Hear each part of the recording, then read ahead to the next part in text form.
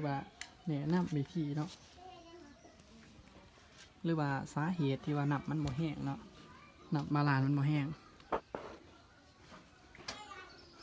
เวลาเขาปลูกน้ำมันไหลค่อยๆเนาะ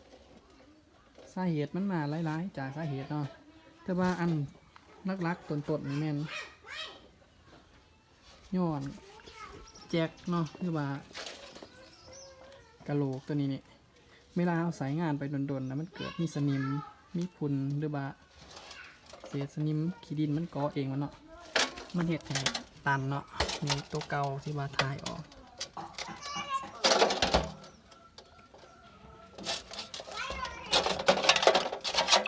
เวลาเราใส่งานไปโดน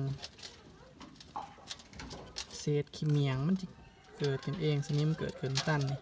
เฮ็ดให้น้ำพานบ่ได้เนาะพานได้หรือว่ามันได้คอยเป็นต้นเหตุหนึ่งที่ว่าน้ำบ่แห้งนะอันนี้รักก็คือแมน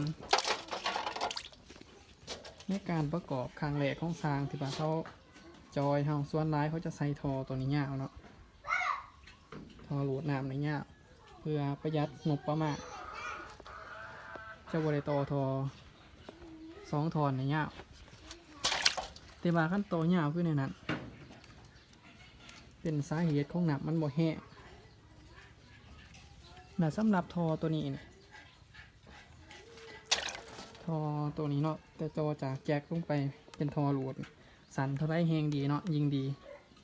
ประมาณเม็ดหนึ่งบอหรือบาเครื่องเม็ดก็โอเคเนาะแต่ถ้าเขาใส่ทอ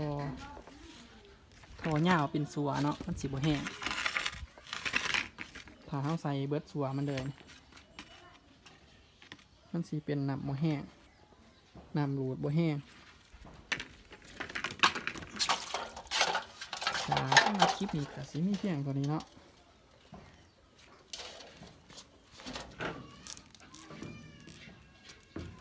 ถามบ่เข้าใจหรือว่าสอบถามไหนเนาะตัวนี้มันตันก็สิขึ้นมาแปลง